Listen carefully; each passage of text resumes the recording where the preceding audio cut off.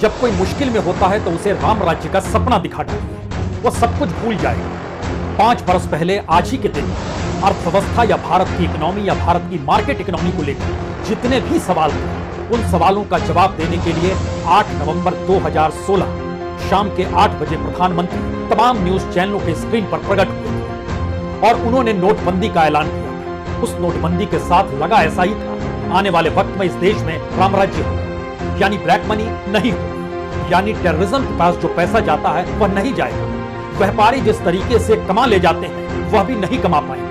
तमाम पॉलिटिशियंस या तमाम पॉलिटिकल पार्टीज जो बड़ी तादाद में पैसा दबाए हुए हैं, जो ब्लैक मनी है, वह भी आने वाले वक्त में कोई दबा नहीं पाएगा। और इसके साथ ही इस देश में कमोवेश हर संस्थान, हर इंस्टीट्यूशन और शायद सिस्टम उस ब्लैक मनी से मुक्त हो जाएगा और उस कैश की प्रक्रिया से मुक्त हो जाएगा और उसके बाद इस देश में डिजिटल इकोनॉमी चलने लगेगी। वाकई ये राम राज्य की तो स्थिति थी जिसमें कुछ भी गलत होगा नहीं, लेकिन ये कहां पता था कि बीते 5 बरस में इस देश के भीतर में जो हुआ, जिस रूप में हुआ, उसका छोटा सा पार्ट सिर्फ इतना भर है कि इस देश में काला धन बढ़ सकता है। नोटबंदी के बाद इस देश के भीतर में कैश ट्रांजैक्शन बढ़ सकता है। नोटबंदी के बावजूद इस देश में पार्टी फंड बढ़ सकता है और ब्लैक मनी अलग अलग रास्तों से पार्टी के पास पहुंच सकती है। नोटबंदी के बावजूद इस देश के भीतर में बेरोजगारी बढ़ सकती है। नोटबंदी के बावजूद इस देश में कोर सेक्टर पूरे तरीके से धराशायी हो सकता है।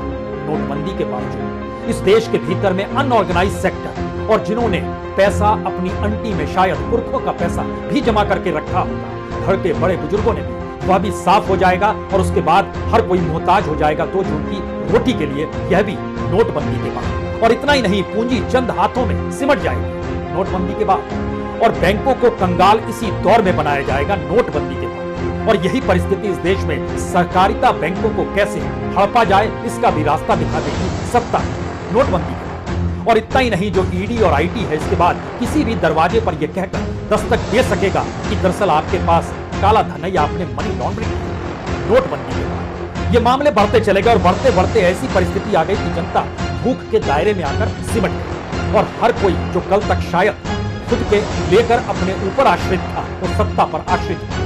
लोग भूल गए 126 लोगों से ज्यादा की मौत लाइन में लगकर 5 बरस पहले हुई। तब वह नोट बदलवाने निकले थे। उस समय 500 और 1000 रुपए के नोट बंद किए, लेकिन उसके बाद 500 और 2000 के नोट बाजार में आ गए और परिस्थितियां बिल्कुल उलट बनती चली गई। इस दौर ने क्या सिखाया? इस दौर ने खुले तौर पर 3 बातों का जिक्र साफ कर दिया कि इस देश में करप्शन नहीं चलेगा। करप्शन सिस्टम का हिस्सा होता रहा इससे पहले, लेकिन करप्शन ही सिस्टम में तब्दील अगर कर दिया जाए तो लोग सिस्टम को भूल जाएंगे, करप्शन को भूल जाएंगे नोटबंदी के बाद।